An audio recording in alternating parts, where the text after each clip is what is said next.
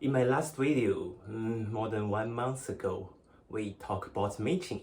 This time, let's do a similar topic, the Queen's portraits on UK stamps.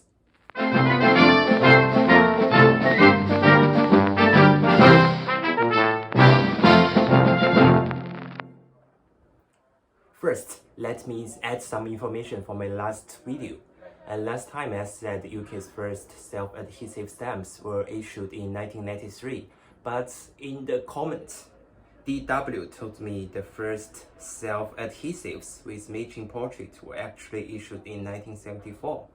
That made me confused because on the stamp booklet it said Britain's first self-adhesive definitive stamps. And I did a little research. These self-adhesives were produced by two philatelic entrepreneurs.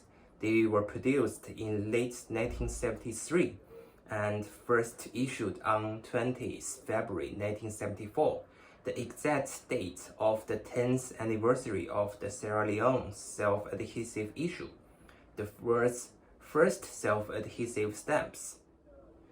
These stamps were privately produced but approved by the post office. I think that's why they are not listed on stamp catalogs, and Royal Mail did not claim they are the first self-adhesives. They're still postally valid today, but very expensive because of their rarity. Thank you so much, DW. If you find my mistake or hope to share some information, don't hesitate to leave a comment, and thank you. Let's start today's topic. Queen Elizabeth II has been the UK monarch for 69 years. Her portrait appears on many countries' currencies and stamps. In this video, I only talk about the Queen's portrait on UK stamps and coins, not including the Channel Islands, Isle of Man, and the British overseas territories, some Commonwealth countries, or the former British colonies. These are too much, and I may cover these topics in another video. The first Queen's portrait that appeared on the UK stamps was a photo taken by Dorothy Welding. The corresponding definitive series is called the Welding series. How beautiful is the photo! All the Welding portraits faced 3/4 left on stamps. The Welding portraits are also on commemorative stamps. Actually, almost all the stamps issued between late 1952 and early 1966 have the Welding portrait. One exception is the coronation stamp issued in 1953. This beautiful photograph also poses some problems, as the head of the Queen needs to be large enough to be seen in detail. That makes the stamps hard to be designed. For example, the Shakespeare Festival stamps issued in 1963. The Queen's portrait is even larger than the Shakespeare's portrait. It is a little strange for me. A very radical idea to solve this problem was to use the words UK postage or Great Britain instead of the monarch's head. That is one of the submitted design proposals by David Gentleman. But this proposal was rejected by the Queen. Of course it was rejected, because today UK is still the only country that does not have the country name on postage stamps.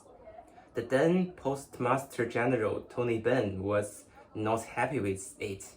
He even said, if the Queen can reject advice of a minister on little things like a postage stamp, what would happen if she rejected the advice of the Prime Minister on a major matter? The Queen never rejects any advice of the Prime Minister, actually.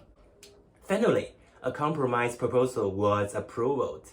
It was to use the Cameo silhouette of Mary Gillick's sculpture of pre-decimal coins. This gave designers leeway to design stamps for different topics. The first stamps with the Gaelic Cameo are the landscape stamps issued back on 2nd May 1966, and later It was on the World Cup stamps. The Gaelic Cameo could face left or right depending on its position on the stamp. The idea of using Gaelic Cameo silhouette was proposed and designed by David Gentleman, I mentioned before. So the Gaelic Cameo is also known as the Gentleman Cameo. Maybe you think the Gaelic cameos are still widely used on today's commemorative stamps, but in fact, that's not the case. And look at this miniature sheet. It was issued last month. The portrait looks like the Gaelic cameo, especially the ribbons.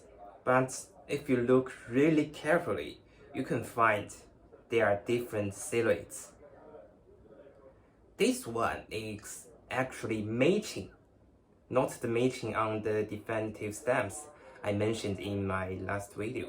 If you haven't seen it, check it out. But that is a different matching sculpture. The evidence is here, a posted gold set which commemorates the 50th anniversary of matching stamps. You can see this portrait is different from the ones on definitives. There is some more information on the back. And Arnold Matching designed this simplified portrait for commemorative stamps. To distinguish, I call it the ribbons matching, and the ones on definitives is the diadem matching. From these two pictures, you can see they are definitely different sculptures, but look similar in silhouette. It's said that the relief version of Matching's commemorative hat was firstly used on the 1968 British Bridges stamps. I think that's correct, but I don't think the silhouette one first appeared on the 1968 Christmas air letter stamp, because I found this one, which was issued much earlier than 1968's Christmas. So, did ribbons matching replace the Gaelic cameo after 1968? No. The Gaelic cameo occasionally appears on some commemoratives after 1968, but in recent years, most of the commemorative stamps were designed with the ribbons matching. And there are a few exceptions. For example, the 1988 castle stamps have the diadem matching.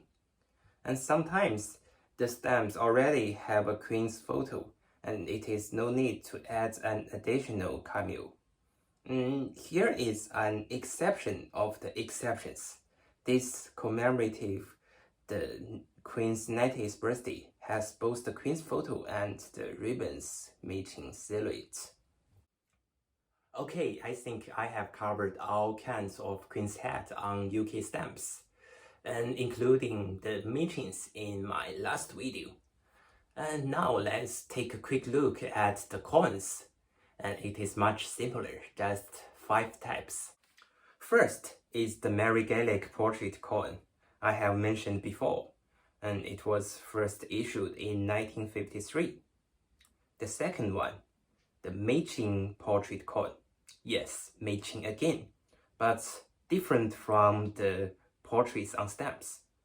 It was firstly issued in 1968. The new decimal 5p and 10p coins, 3 years earlier than the decimalization. The Raphael McLuff portrait coin, first issued in 1985. It looks similar to the diadem matching. And next one, the Ian Rank Broadley portrait coin, first issued in 1998. The queen looks older than the previous ones.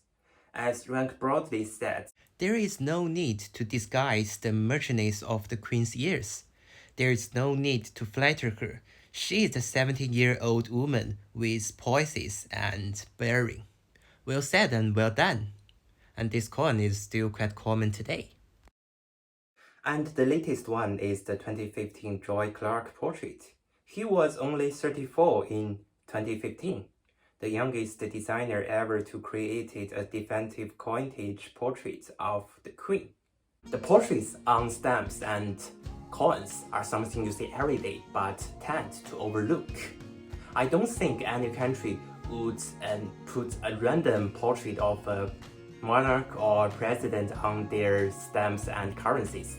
So every portrait you can see is a work of art. Now I encourage you to look into the portraits on the stamps and currencies from your country. Okay, thank you for watching. If you like my video, and please follow me on social media and subscribe. See you next time.